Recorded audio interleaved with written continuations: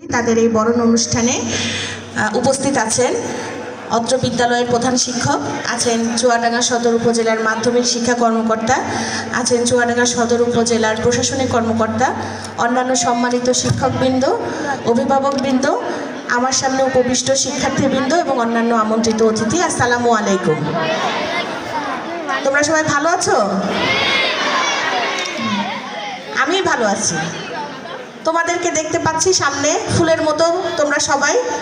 আমার মন তো এমনি ভালো হয়ে গেছে। সকালবেলা এই স্কুলে যখন থেকে আমি পা দিলাম তখন থেকে আমার মনটা খুব ভালো।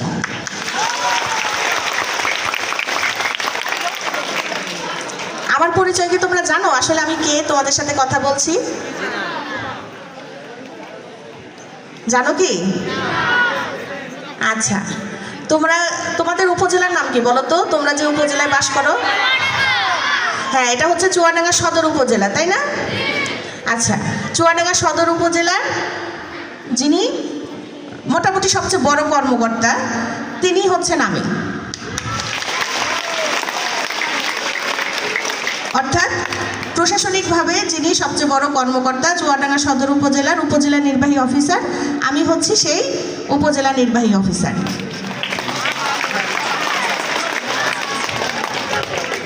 একটু আগে আমাদের প্রধান শিক্ষক বললেন যে প্রধান অতিথি একজন মহিলা কর্মকর্তা। আমাদের সামনে তো অনেক আমার বাবুর ছেলে বাচ্চাও আছে এবং মেয়ে বাচ্চাও আছে। আমি কোনো বৈষম্য করব না।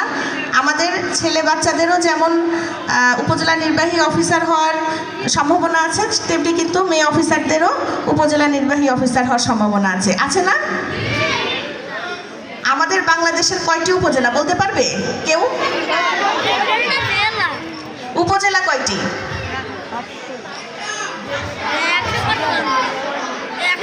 আচ্ছা, তোমাদেরকে বলি, বাংলাদেশের মোট উপজেলার সংখ্যা হচ্ছে 495টি। 495। তো 495টি উপজেলার অনেক উপজেলায়, মানে বেশি সংখ্যক উপজেলায় মোটামুটি কিন্তু এখন মহিলা উপজেলা নির্বাহী অফিসার আছে, মানে এরকম মহিলা অফিসার আছে কিন্তু, ঠিক আছে? তো আমি এজন্যই এই কথাগুলো বললাম যে তোমরা আমার সামনে যারা আজকে বসে আছো, তোমরা একটা অমিত সম্ভাবনার বাচ্চা আমার সামনে।